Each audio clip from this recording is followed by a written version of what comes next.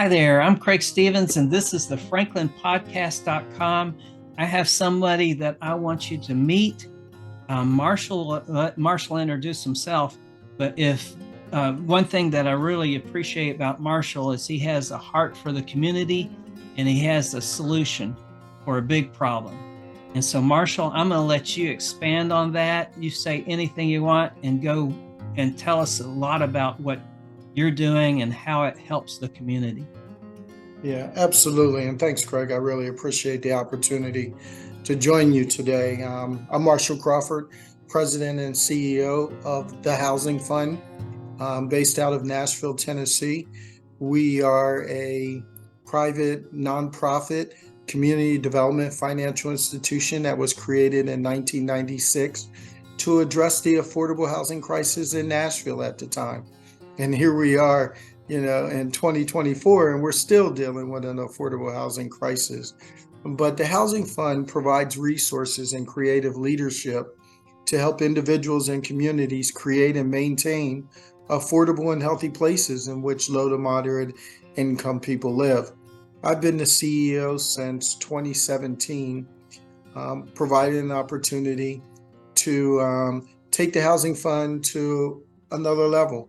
The organization has been around since 1996, and it was at a crossroads. And so with hiring me, they brought me in to take it from just a Middle Tennessee focused organization to a statewide organization.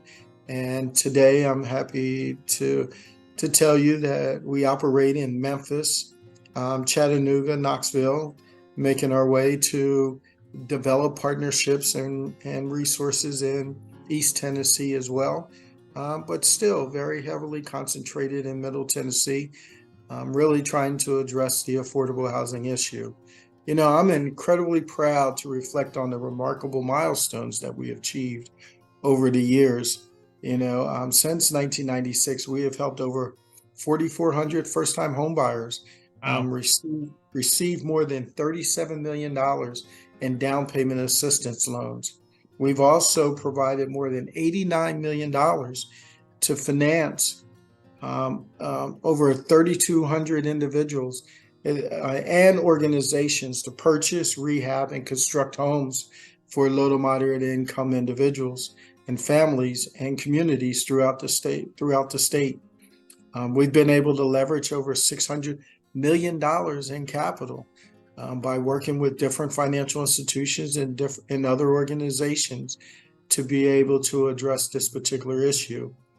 I can't tell you how important it is to have organizations like ourselves and nonprofits that continue to engage in communities.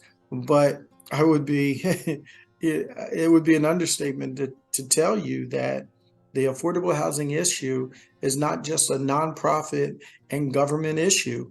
It's an everybody issue. It's corporations. They should be very much more engaged in this process, because the people that we are trying to help are people that work for their corporations. And yet we need everybody involved and engaged in this process to be able to provide more affordable housing for low-wage individuals.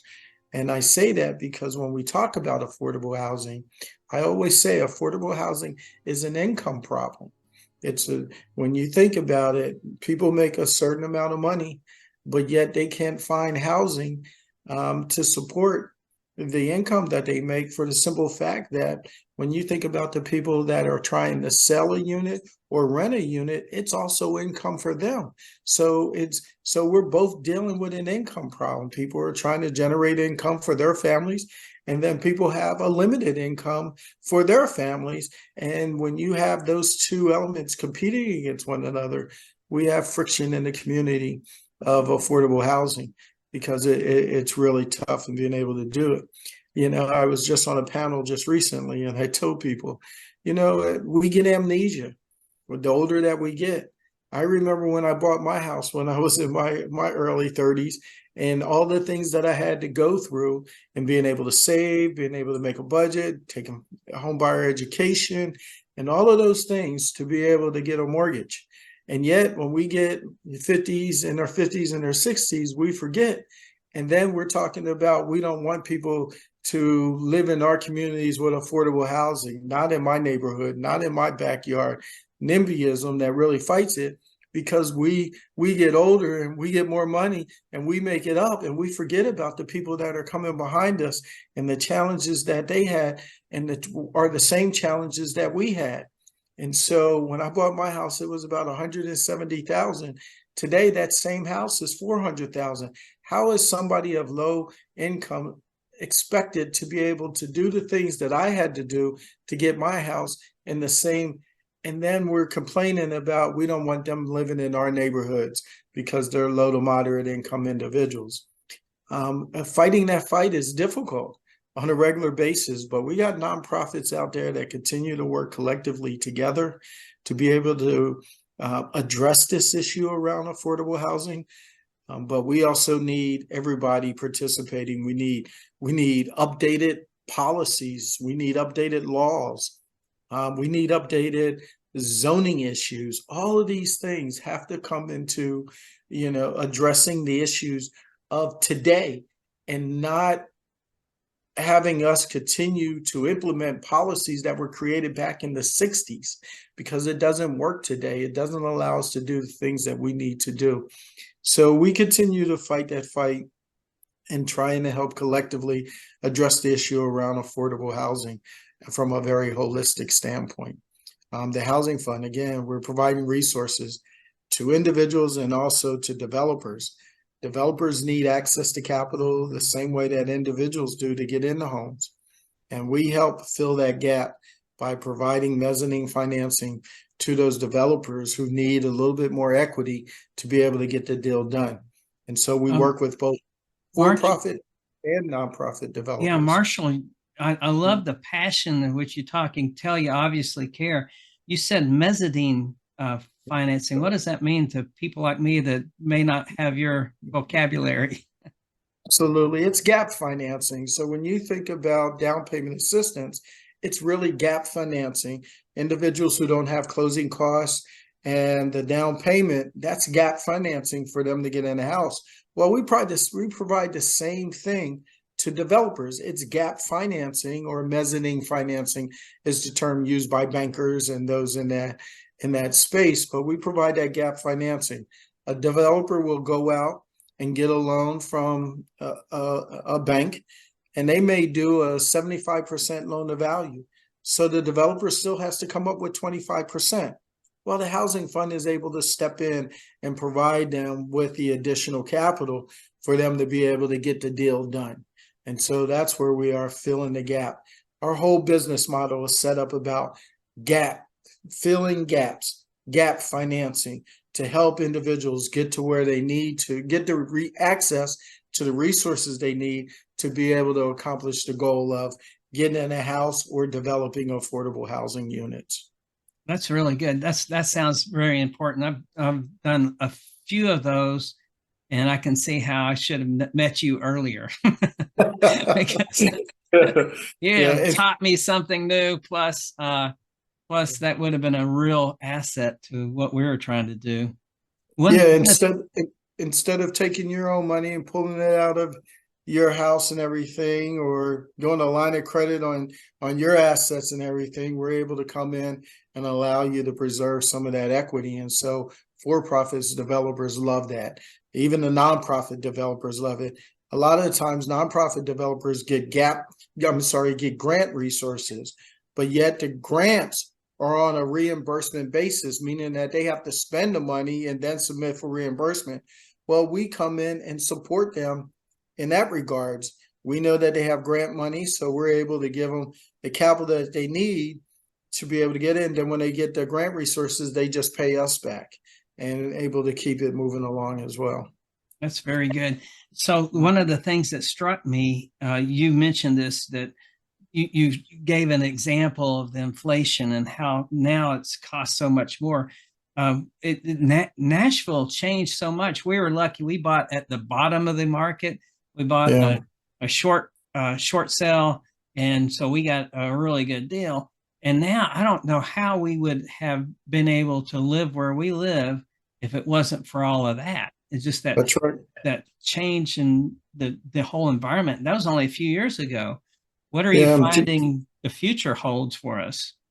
yeah. The future, the future is not going to. Well, let me just say it this way: the growth of Nashville has been substantial, and it's been great for the city of Nashville. There's been a lot of growth, but what happens is that it's not growing for everybody. And the more growth and the more, we got a new stadium coming. With a new stadium, Major League Baseball is actually on the radar of so many people. The WNBA and women's basketball is on the radar of so many people. So when you have things like that that are going to attract more people here, in addition to, you got a state that has no state income tax, you got a city that is very vibrant. You got and vibrant in terms of the music industry. It's vibrant in terms of restaurants now. It's vibrant in terms of tourism, all of that. And so when you have a city that is this vibrant and growth happening as quickly as it is, as you can imagine, it's just become even more expensive for individuals that have lived here all their lives, and their wages are not growing. The word of God says the poor will always be among us. But the problem is that when we have that simply means their wages are not going to keep up at the same rate as everybody else's wages, or not going to keep up with the growth issue. So it's just going to be, even more difficult. And I know that, the mayors, and I plural. I'm talking about the mayor of Franklin. I'm talking about the mayor of Clarksville. I'm talking about the mayor of Nashville. All of these mayors coming together to try to figure out, how do we help one another?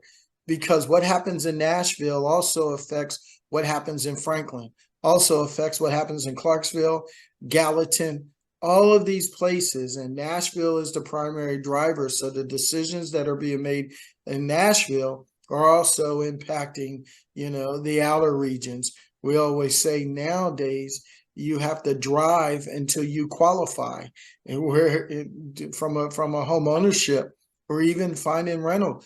But our biggest challenge is that we don't have a transit system that are going to allow people to easily get in. So the growth is also going to bring even more traffic, more challenges, because the infrastructure hasn't kept up. Just think about it. Housing, the lack of housing or unstable housing also is going to create health issues.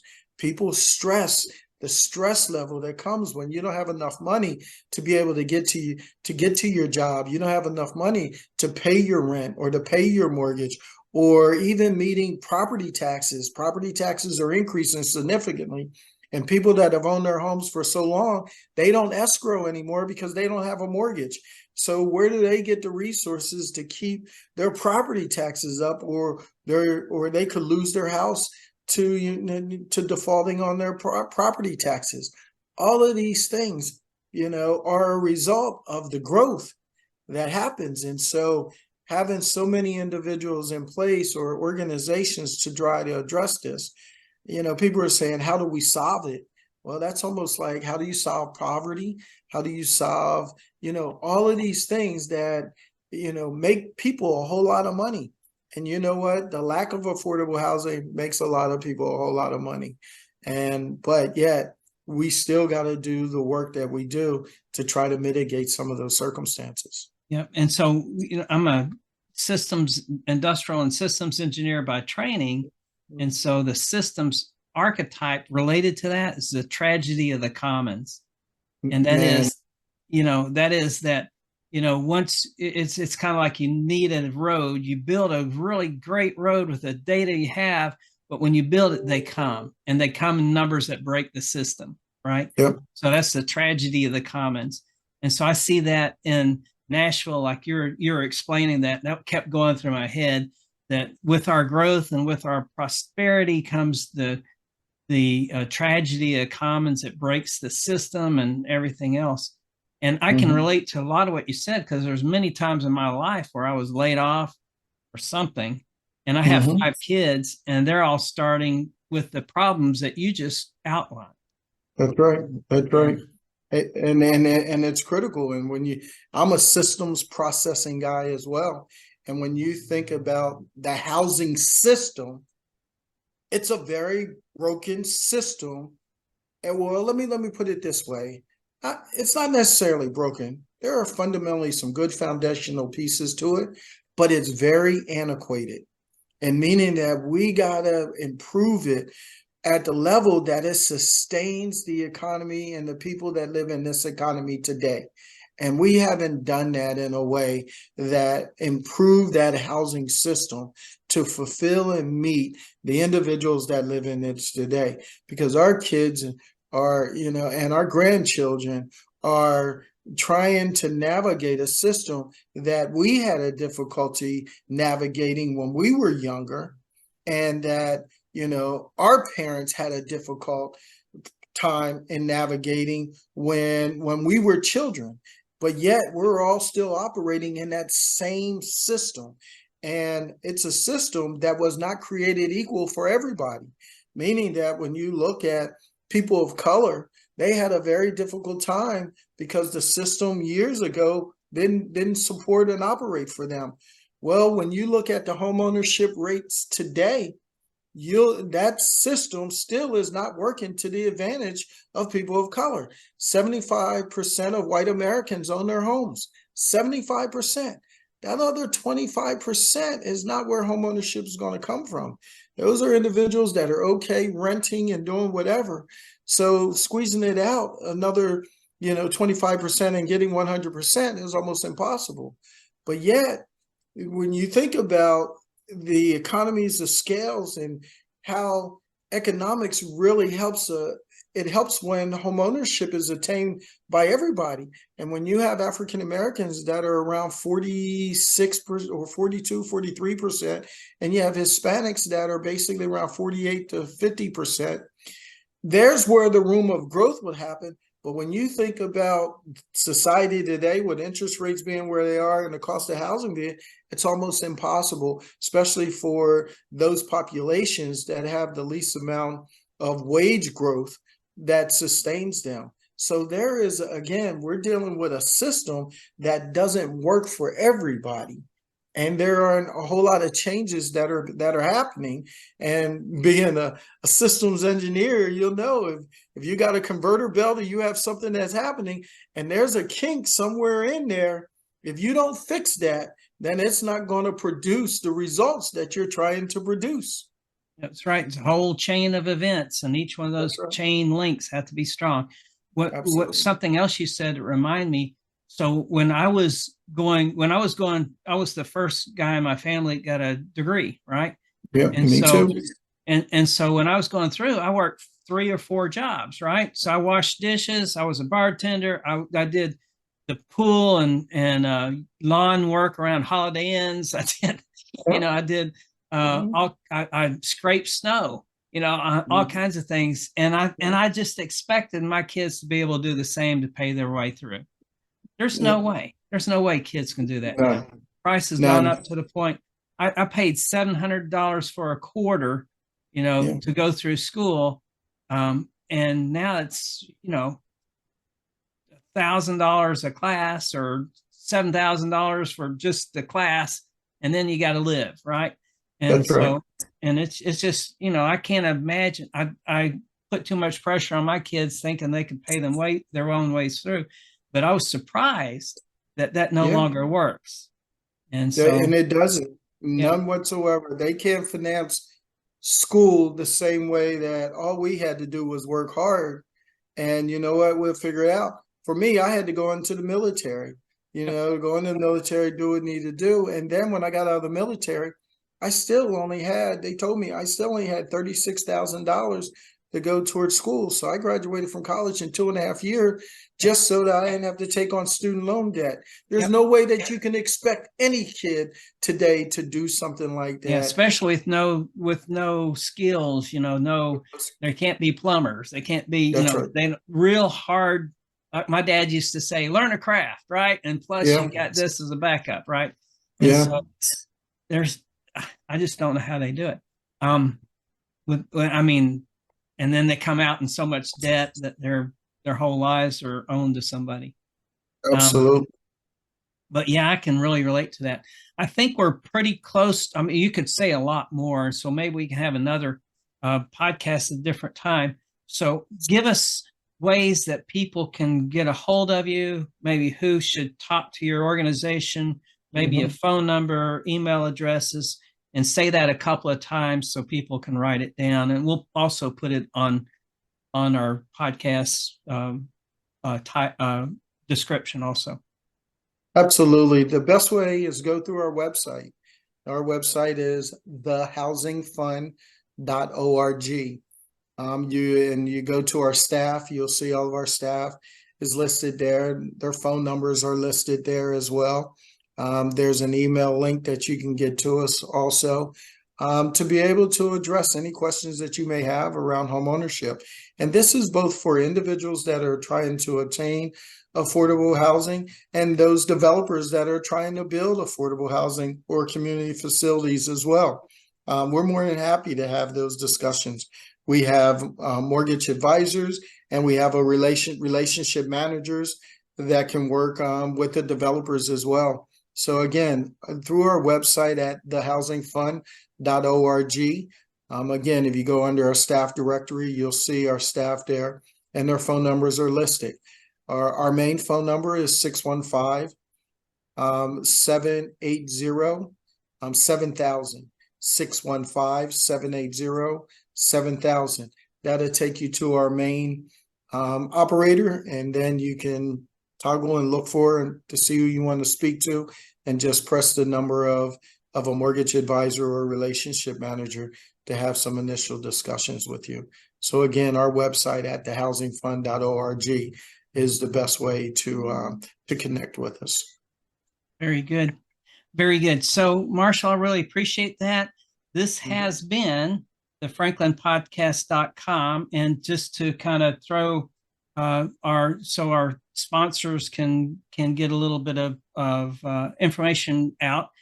So if you have any needs in training, then that's the Change Mentor Academy. And just you can reach out to the email addresses in this on this podcast. And also, if you have needs for benefits related to your company's benefits, these are secondary benefits such as dental, vision, and accident, and critical illness, those kind of things, then reach out also to the, you can reach out to the number listed on the description. And we will cut it off at this point, and we'll probably have Marshall back to talk about the almost called you Marshall Blackburn for some reason. I don't know why. Oh my goodness, man! That would have been terrible.